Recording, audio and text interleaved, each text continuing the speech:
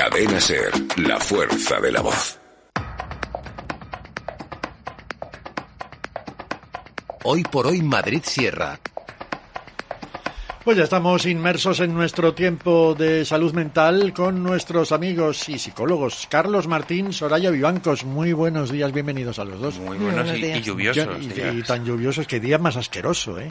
Esto, este tiempo puede provocar la ira de la gente. La mía sí, desde luego. En los conductores y conductoras, desde luego. Eso se nota. Porque hoy vamos a hablar de controlar la ira. De cómo controlar la ira en estos días de tanta familiaridad y que todos tenemos la obligación, parece ser, de ser tan buenos y tan amistosos unos con otros, pero hay gente que no lo puede disimular, ¿no? Si te parece, empezamos con una frase de Aristóteles para enmarcar el inicio, y dice que la ira... cualquiera puede enojarse, cualquiera puede llegar a la ira, es algo muy sencillo, pero enojarse con la persona adecuada, en el grado exacto, en el momento oportuno, con el propósito justo y del modo correcto, no resulta tan sencillo.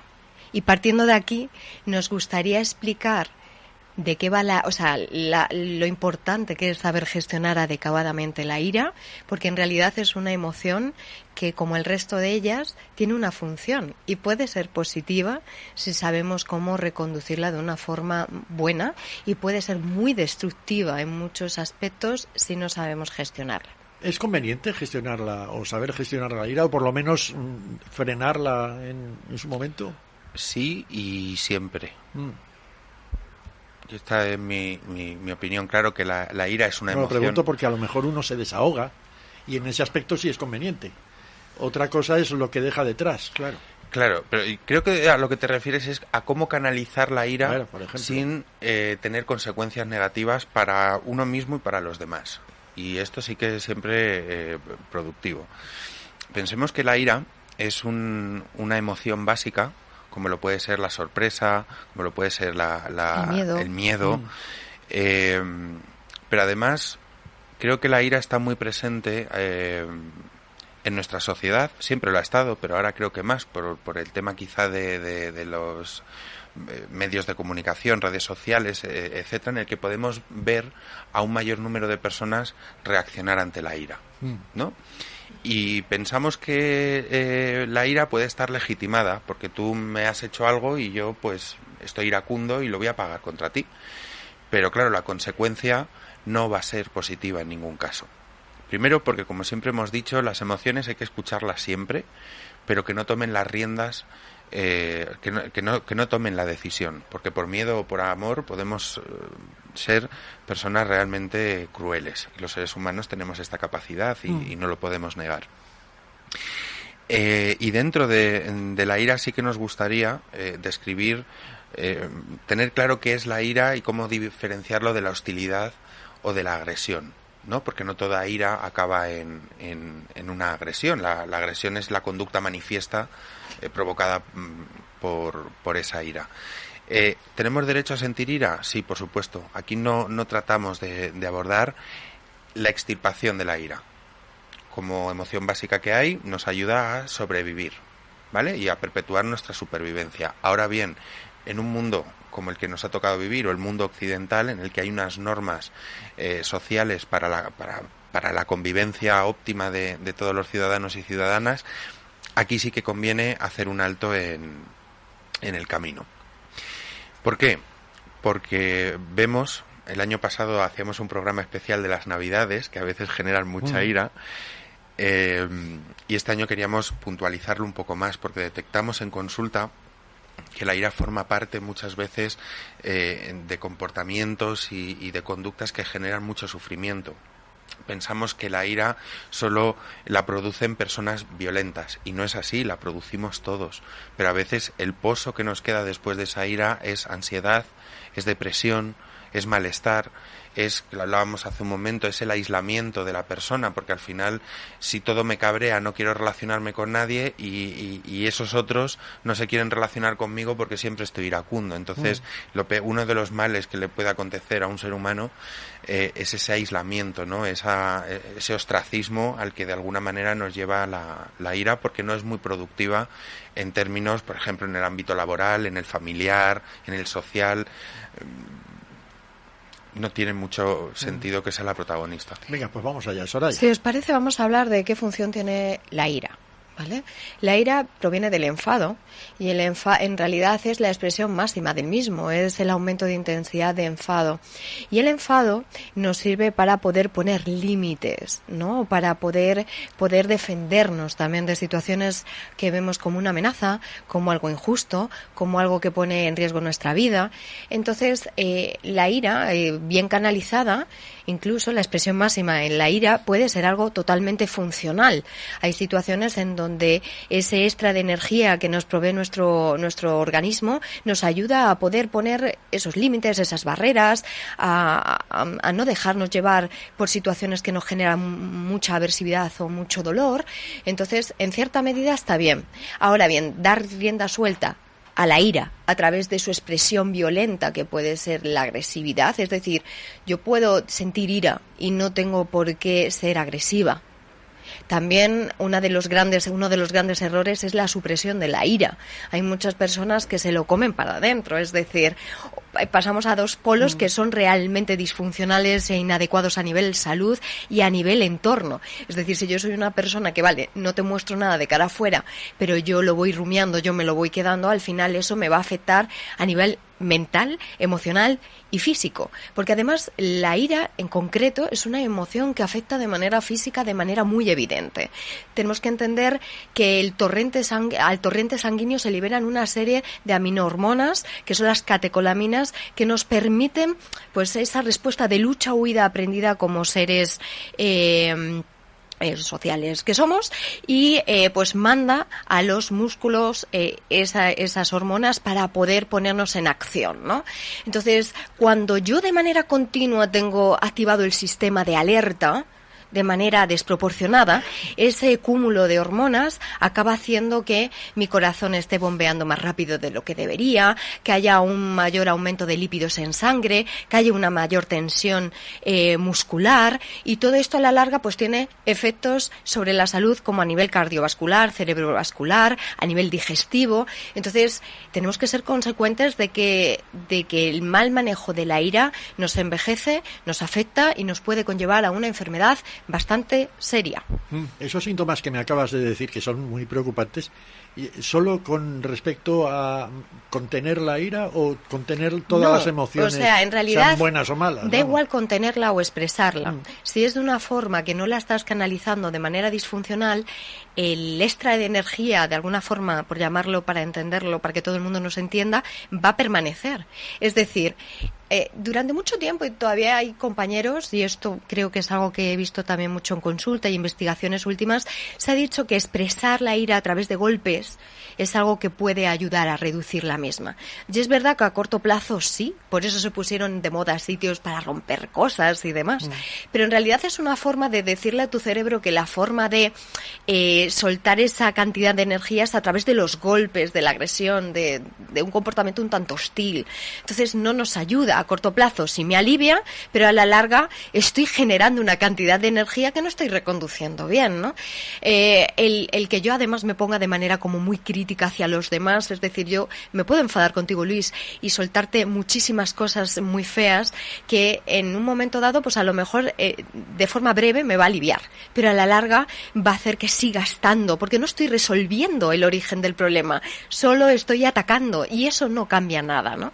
Entonces, eso es uno de los lados, pero igualmente el que yo me lo coma por dentro, porque al final lo que retroalimenta la emoción de la ira es la percepción que yo tengo, el filtro que yo tengo de las cosas, la interpretación a través de los pensamientos. Pues fíjate, Luis, qué mala persona, qué intenciones tienes, que me saca de quicio, es que tal. Y esta va por mí, ¿no? Esto que a veces empleamos mucho. Perdón. Y esta expresión de que ojo, que creo que hay que ser conscientes, y uno de los primeros pasos es que seamos responsables de nuestras emociones, y en concreto de nuestro enfado y de nuestra ira. Tenemos que ser responsables para poder manejarlo, porque muchas veces decimos, es que me pones de los nervios, me enfadas. A diario tenemos esas me has provocado, ¿no? Sí. Eso que se dice, me has provocado, de acuerdo, pero hay un sujeto activo que ha entrado al trapo de esa provocación, ¿no? Y parece que... Pero claro, todo el mundo se ha sentido identificado, yo creo, cuando has hablado de ese remedio de dar golpes a la pared o a la mesa o donde sea para aliviar la ira. Y si no es así, ¿cómo la aliviamos? Hombre, hay muchas cosas y hemos traído unos cuantos ejercicios para poder reconducirla. Eso me gusta, Tenemos que entender que dar golpes, al final es lo que decíamos. Toda emoción, como hemos hablado, tiene un mensaje. Y tenemos que entender el por qué nos estamos sintiendo así. Puede ser por frustración, puede ser por muchos motivos, por miedo, por rabia. Muchas veces la rabia, la ira, y si quieres entra tú porque si no acabo aquí hablando yo sola, la rabia, la ira en este caso, acaba encubriendo otras emociones, ¿verdad, Carlos? Yo encantado de seguir escuchándote, Soraya, así que no te preocupes. Es cierto, quería hacer un apunte antes de continuar. Cuando se habla de ese dar golpes, por favor, tened en cuenta que tiene que ser sitios seguros, que no vale todo, porque he tenido pacientes que yo los llamo decoradores de casas, que al final acaban contra el mobiliario de su casa, y esto no es productivo, porque en algunos casos desgraciadamente han acabado con alguna lesión permanente en muñecas, manos, etcétera. Bueno, entonces, al menos eso les hace pensar para la próxima vez, ¿no? ¿O no? No, porque al final acabas todavía más mosqueado. Has tirado tu móvil, te lo has cargado. Imagínate la ira, si se va a reducir o va a aumentar. Yo me refería al brazo. Y eso. Claro, y luego si se rompe el móvil, llama a la compañía para que te resuelvan el problema. Entonces ya hemos terminado el tema de la ira, ¿no? Bueno. En primer lugar, y esta ha sido nuestra filosofía siempre en los programas que aquí hacemos, es el pararnos a pensar de dónde está viniendo esa ira. Lo común de cómo se alimenta la ira pueden ser por injusticias, por miedos, por baja tolerancia a la frustración, y estos suelen ser, hay bastantes más, pero estos son básicamente los que alimentan esa ira.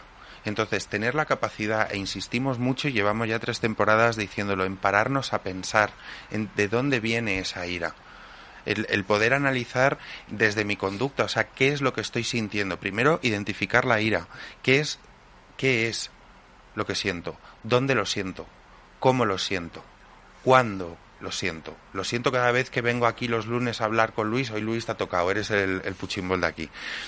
Entonces, saber identificar qué es lo que está ocurriendo en esos casos, porque el detectar el origen de la ira no soluciona el problema, pero sí me da perspectiva para poder interpretar lo que viene después. Entonces, si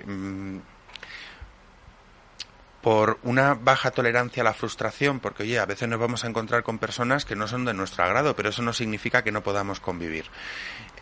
Si yo soy capaz de identificar que tal dinámica con tal persona es la que me está provocando esto, ya tengo medio camino ganado. Ahora, ¿cómo puedo compensar ese desgaste energético que he tenido con la ira una vez que ya lo he identificado? Y esto es lo que venimos a contar aquí de alguna manera. Y tenemos, Soraya, que sabemos que nos trae muy buenos ejercicios, yo he traído algunos también, pero básicamente parar la situación, no permitir que el fuego se extienda. Es mucho más sencillo si una chispa ha saltado en mitad del campo, apagar esa chispa, que no cuando haya hectáreas ya incendiadas. Entonces, tomar esa conciencia y decir, no puedo permitirme este tipo de exabruptos, de conductas, de hostilidades, ya es un paso en sí. Bueno, pues vamos con los ejercicios, porque habrá mucha gente que esté pendiente ahora mismo de ver qué hace, porque yo conozco mucha gente que está cabreada todo el santo día. Que vive enfadada, vive en la ira, y es, bueno, en cierto modo puede ser normal, porque la ira, la forma de trabajar, de manifestar la ira, es algo que se aprende desde niños. Y entonces, si lo utilizamos como un mecanismo sin más y no sabemos cómo reconducirlo, nos podemos quedar con la idea de esto es incontrolable y yo no sé manejarlo. Y no es verdad, tenemos que cambiar un poco tanto nuestra forma de pensar, trabajar en la prevención, que como siempre yo creo que es básico y que lo que nos va a ayudar a mejorar todo. Y cuando se presente, pues utilizar una serie de técnicas que hay que practicarlas, porque tenemos que entender que si nuestro cerebro ya está acostumbrado a funcionar de un cierto modo, va a tender a dar esa respuesta de manera automática. Entonces, para poder elicitar otro tipo de respuestas, tenemos que trabajarlo. Igual que en el gimnasio, nosotros trabajamos los músculos. Cuando estamos hablando de esto, tenemos que trabajar nuestro cerebro en base a generar hábitos, ¿no? Entonces, hablamos de primero la prevención, a través de darnos cuenta de qué situaciones, como bien explicaba Carlos, son las que me genera o qué personas ya me generan ese malestar, ¿no? Eso es básico para poder saber cómo actuar y decir, uy, voy a tener una reunión con mi jefe que me cae fatal, pues voy a intentar llevarme una serie de técnicas para no enzarzarme y que la cosa no vaya más. Otra de las ¿Por qué será que los jefes caen tan mal? No siempre, ¿no? Esto ya es como un tópico, pero bueno, en esta línea... Genera hostilidad. Sí. Puede ser, ¿no? La cuestión está que otro de los elementos que nos ayuda es aprender a relajarnos. Vivimos una sociedad súper estresada. Entonces, el meter elementos de relajación, que a la gente le cuesta, pero si yo soy muy nervioso, conchole, por eso tienes que meter relajación, tienes que aprender a relajarte, porque si no vas a ser una persona súper nerviosa con esa sensación de estrés y ansiedad continua, ¿no? Y un breve inciso, cuando hablas de relajación, parece que todo va indicado a hacer yoga o respiraciones, y efectivamente es una manera, pero aquí que cada uno elija la actividad que considere que lo relaja. Un simple paseo. Efectivamente, a veces puede ser música, a veces puede ser incluso, oye, ir al gimnasio a darle al saco, ¿no? Pero paradójicamente puede ser algo relajante. Cuando se termina la actividad, uno ya viene con esa energía descargada y parece que vuelve. El caso es relajarse de la forma que sea. El caso es relajarse. Y de verdad que yo creo que al final el trabajar el tema de yoga o estas disciplinas o mindfulness o meditación es necesario. Aunque encontremos otras vías como el deporte o una forma de sacar toda esa energía más hacia afuera, que está muy bien, el aprender a relajarnos viene a equilibrar la balanza y es algo que todos tenemos pero que muchas veces no está bien redirigido, ¿no?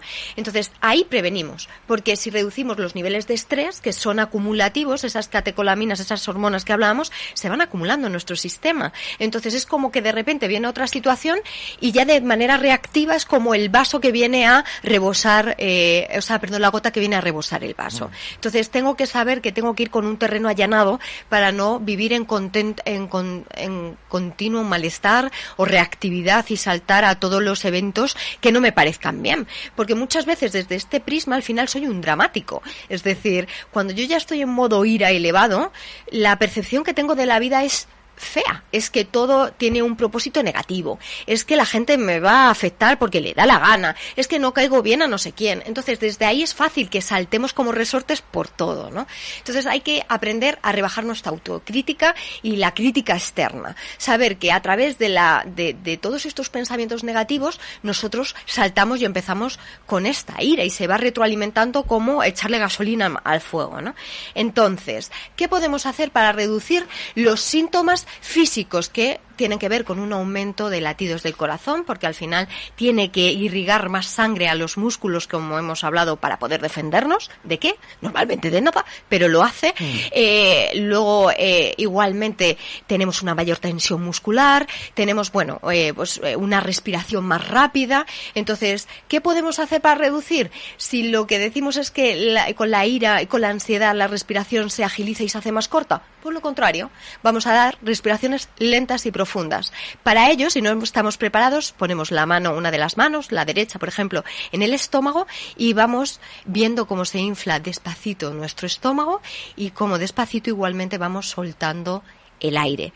Otra técnica que nos puede ayudar para redirigir en este caso los pensamientos es contar respiraciones, porque tenemos que aprender a salir de esos pensamientos, como decíamos, porque quedarnos enganchados en ese círculo vicioso es lo que tiende a hacer que la emoción vaya creciendo hasta un punto que se produce el secuestro amigdalar.